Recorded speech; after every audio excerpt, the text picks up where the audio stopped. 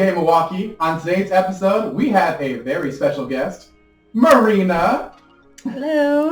How's it going? It's going. I had a great day. You are looking so fly today. Well, I have you to thank, so. Hey.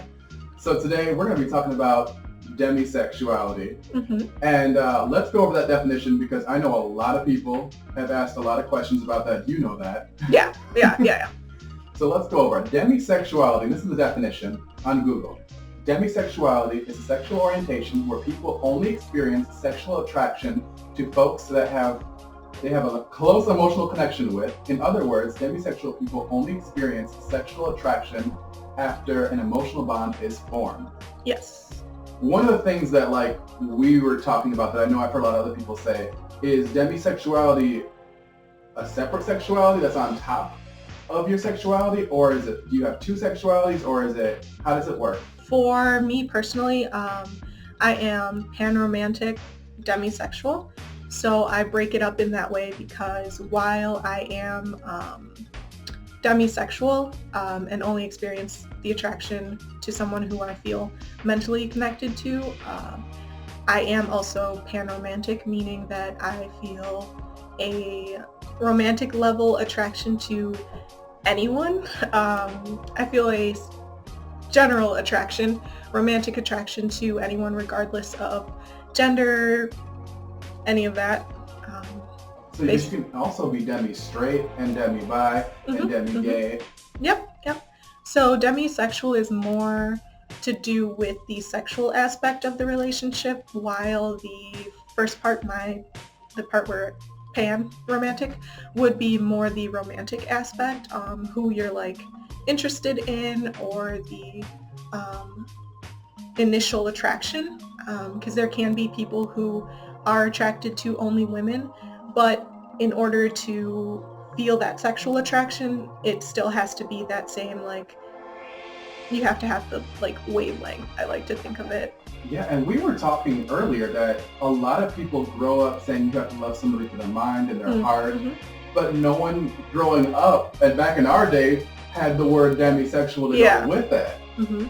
I just learned of this recently myself. I just used to say I'm pansexual, but I'm really only in a romantic level attracted to people, and then after a while of getting to know someone or getting that mental closeness is when I experienced that that was top of the tier, top of the list. Yeah. So I've always explained it as I have to fall for someone's brain first, right? Yeah. Before I can see them in a way that a lot of people explain when they explain their sexual attraction. It's you see someone and it's I want that in my bed. Well, for me, it's always been hard to imagine that or to see someone like that. Not that I think there's anything wrong with that. I think that's beautiful in its own right too. But for me, it's always been I need someone's brain. I need to know the way their brain works, basically. And that comfort level too. The comfort level and the emotional aspect as well, yeah. Yeah, because there's a lot of people that we know in different sexualities where a lot of the times it revolves around parts. Yeah. And I think a lot of people that don't know it, that they're probably demisexual, do value that connection, that closeness, that depth. And I think that, more people probably don't even realize they are demisexual. Right, we talked about that, yeah. And it's actually a lot of my friends, once I've posted hey, I'm panromantic demisexual, because I do get that question a lot. Where are you on the gay spectrum? And I'd say that. They'd be I'm sorry, what? What's a demi? What's a demi? And I'm oh, well, here you go. And I, just give them that knowledge, and they'd be oh, there's a word for that. See, I just always explained it I need more than an initial attraction. And I'm it's really common. We just didn't know what it was called.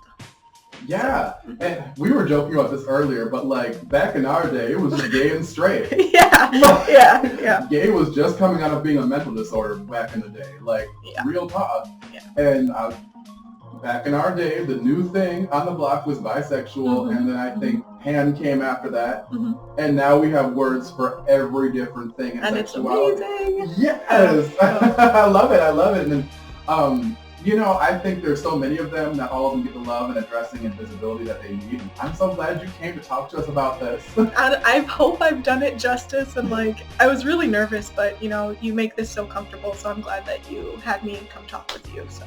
Yeah, and sexuality is definitely experience-based, so if anybody in the comments has any experiences on demisexual, because I know there's so many different versions and variations. It's a huge spectrum, like all of sexuality, it's a huge spectrum, and there can be so many differences case by case, and we're all valid, so please share.